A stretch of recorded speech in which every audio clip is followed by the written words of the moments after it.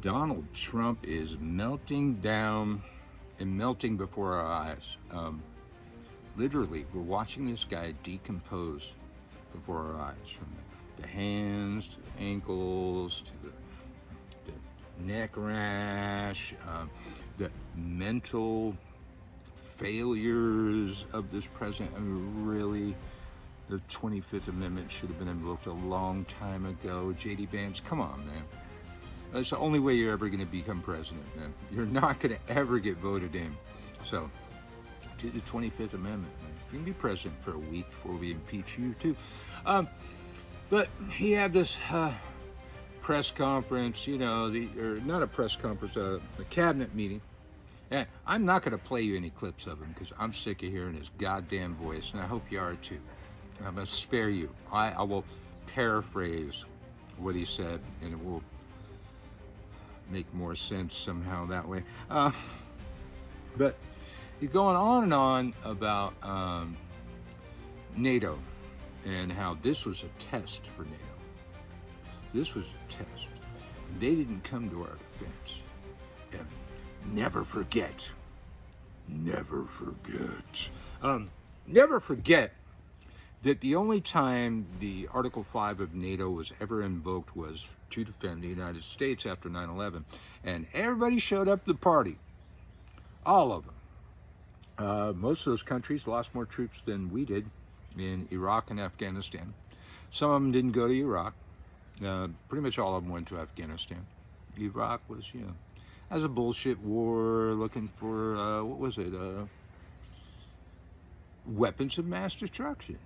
Nuclear weapons. Go figure. And they weren't there, and they never were there, and there was never any evidence that they ever were there. So, Iraq is bullshit. Some of our allies saw that. But, again, for the billionth fucking time, NATO is a defense pact. If a country is attacked, Article 5 gets invoked. We were not attacked. We attacked. Now, NATO's not an attack alliance. You gotta do your own fucking work, President Dumbass, to make a coalition of the willing, or whatever you want to call it, to make that alliance. That's a different kind of alliance. We were not attacked. We were not in danger of being attacked. Even Trump's own people had to cop to that when they're testifying under oath. But Trump now says, well, now some of them are coming in after we annihilated. That's the new word, annihilated Iraq. Well, every day, all the same bases around the Middle East are getting attacked. Israel's getting attacked, and a lot. I watch those videos every day. And, check the date. And more and more Iranian missiles and drones are getting through.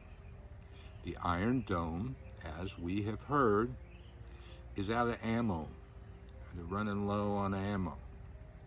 I don't know how many of those $1 million missiles we can produce a day, or they can produce a day, that we fire 3 of them to take down a $30,000 drone.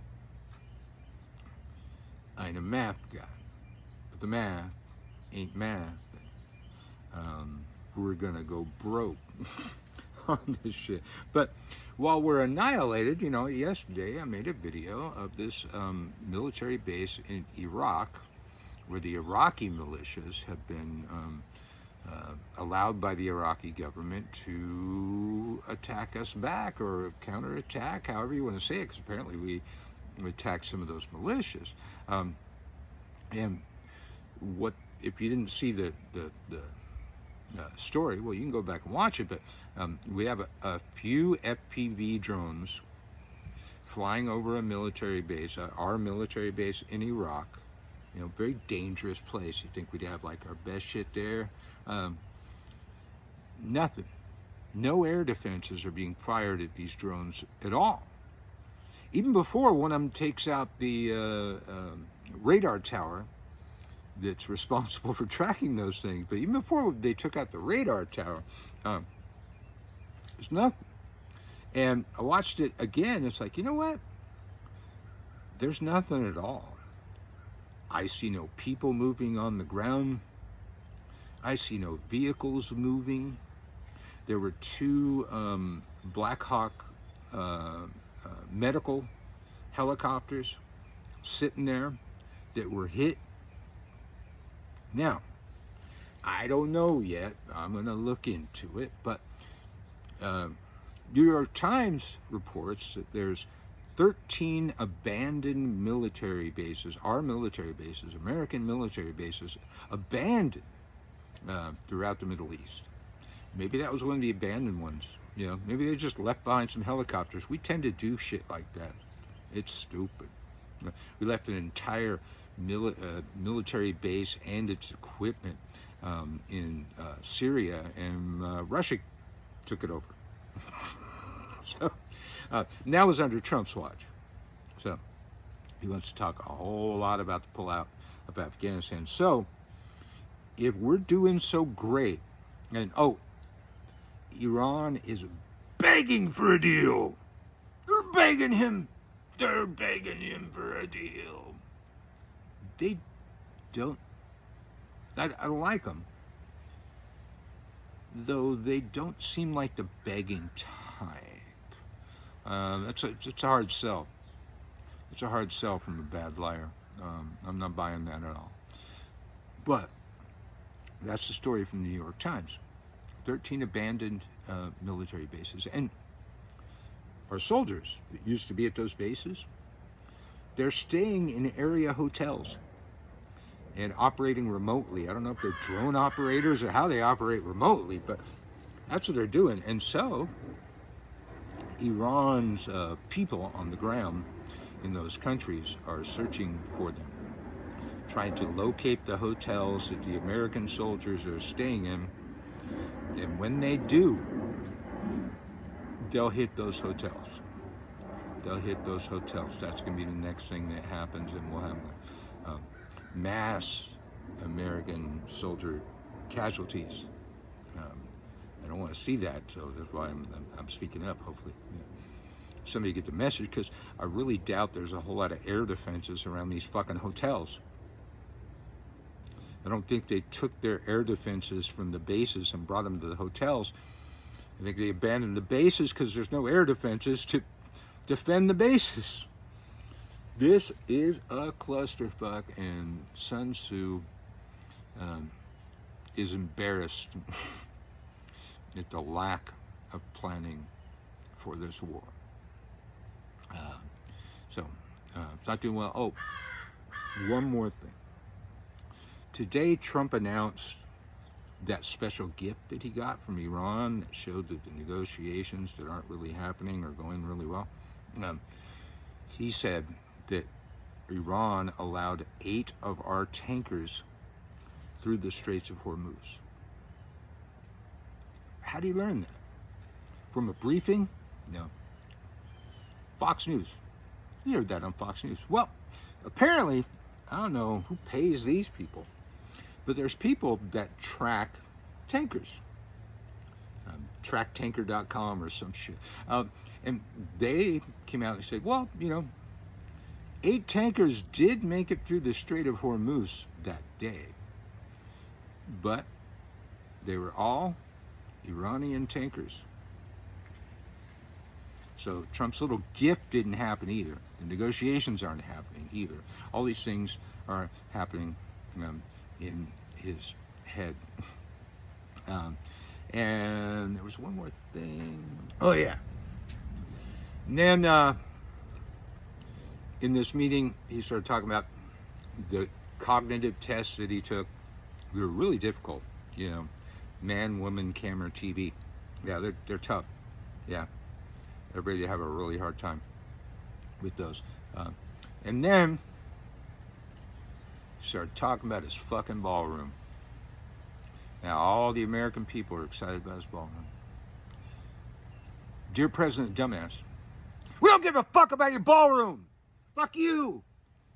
We're not going to be invited to your goddamn ballroom. Destroyed half the fucking White House to build your ballroom that probably won't get built because you didn't get the fucking permits. Same thing with the Kennedy Center. He's going to revamp the Kennedy Center. It's like, oh, you can't do that. It's a historic monument.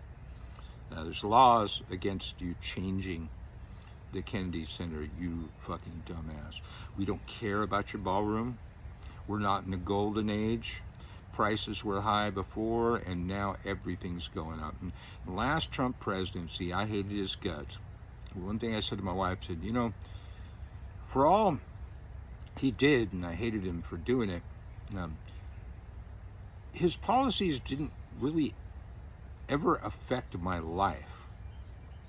You know, I didn't actually feel them. I was mad for other people that were being affected by his policies. But now everything he does fucks up my life. Your lives. All of our lives. We need to get him out. Michael Carell from the WTH News Network. Please hit the like, subscribe, alert bells, and leave me a comment. I hate feeling like I'm talking to myself. I get a lot of comments, but I will answer them. We will have a discussion if there's a discussion to be had. Help us get to our first 100 on YouTube. This channel's about less than a month old. Help us get to 26,000 on TikTok. 200 on the podcast places. I can't keep track. We're everywhere. Find us everywhere. Search for the WTH News Network. You'll find us. But let's have a conversation in the comments.